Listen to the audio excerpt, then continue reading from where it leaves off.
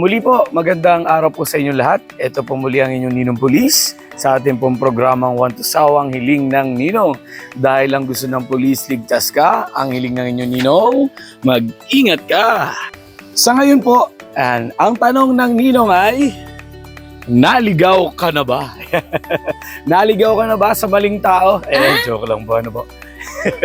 Ayos ba ang hugot ng Ninong? O baka may tama na? Baka may matamaan na maligaw.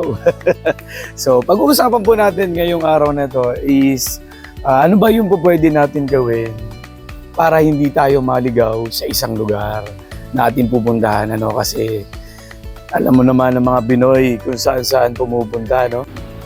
So, mga inaanak, itong video na to ay napaka-importante. Lalo na dun sa mga first-timer na pupunta ng, for example, ng Manila, sa ating po mga kababayan na nasa probinsya, at syempre lalong-lalo na kung pupunta ng ibang bansa. Pinakamahirapan nito pag yung mag-isa ka lang na babiyahe tapos wala kang knowledge sa lugar na pupuntahan mo. So, isang pinakamaganda natin gawin. So, research tayo ng konti. Ano ba yung meron sa lugar na pupuntahan natin?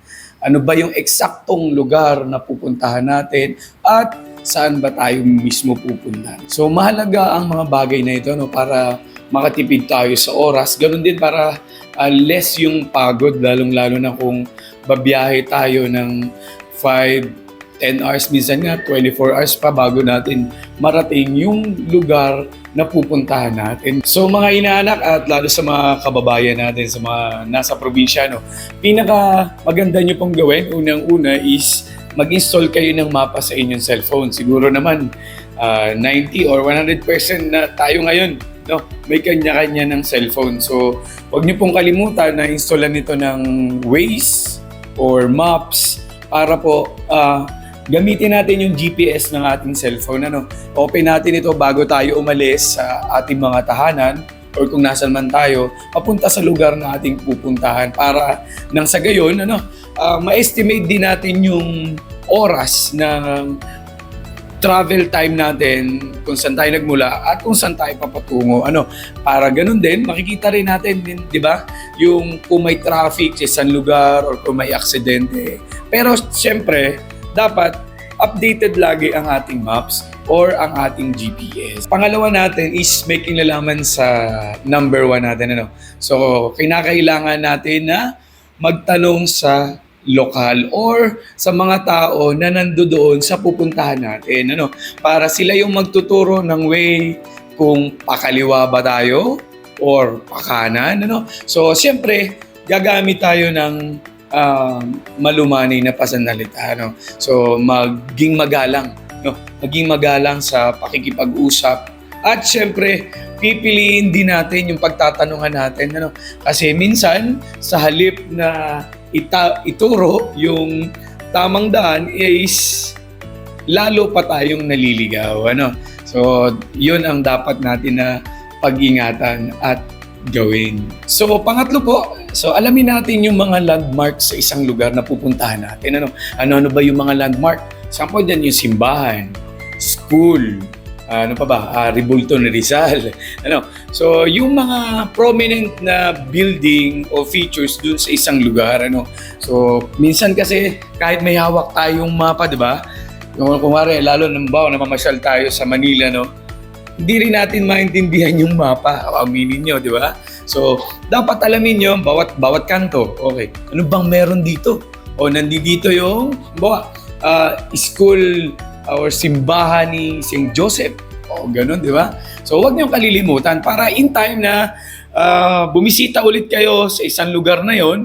So, sabihin mo, kabisado mo na to. Malakas na yung loob mo na pupunta ulit doon sa isang lugar na yon kasi hindi ka na maliligaw. Sabi nga, matulog ka man, gigising ka. Pag malapit ka na talaga doon sa isang lugar, di ba? Tama? Ito po yung pang-apat natin. Ito, alam ko naranasan nyo na to. Yan. So, lalong-lalo na pag tayo ay nasa Manila, so alamin natin yung mga signage. Yan, kung ito, papunta ng simbahan, this way going to school, or kung anumang school yun. or this way going to SM. At ang malupit nito, no, kapag nasa loob tayo ng SM or last MOA, napakalaki nun, di ba? Yung pupunta ka sa comfort room, no, o hanapin mo ngayon, saan ba dito? So, para hindi ka paikot-ikot, para mabawasan yung pagod, no? At syempre, para makita mo yung isang lugar, so tingnan natin yung mga signage sa paligid, ano? Lalong-lalo na yung sa paghahanap talaga ng comfort room, di ba? Hinahanap natin yan. Minsan sabihin natin, nadaanan ko na yun kaso hindi mo tiningnan yung mga signage na nakikita mo habang ikaw ay naglalakbay sa isang lugar. So, dapat be familiar or maging conscious tayo, no, na alamin or basahin yung mga nakikita natin signage sa pupuntahan natin. Ano? Bilang panghuling paalala po ng inyong ninong, so mag-ingat po tayo na mabiktima ng krimen. Ayan. So, ano yun? Kapag pupunta tayo sa iba't ibang lugar, or pupunta tayo, kunwari, sa Manila, so, umiwas tayo sa taong hindi natin kakilala, para iwas tayo mabudol. Ayan, lalong-lalo na po yung mga kababayan natin na galing probinsya. Yan ang mahilig nilang biktimahin. Pangalawa, yung manakawan or madukutan tayo. So, wag na tayo magsuot ng kung ano-ano mga nagdidilawan dyan ng mga alahas.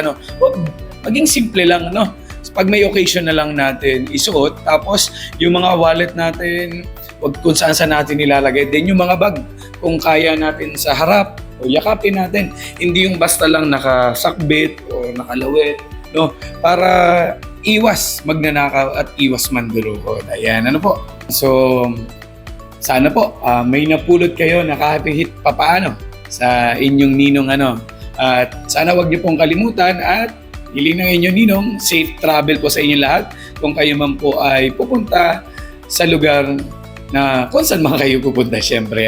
At bago po magtapos ng inyong ninong, kindly share po ang video natin at shoutout po muna natin sina Ma'am Len po ng Sinag Elite Lady Eagles Club at sa lahat po ng members, kay Engineer V, yan, kay Boss Rebel po namin, yan, Boss Joe and Boss Jim, yan.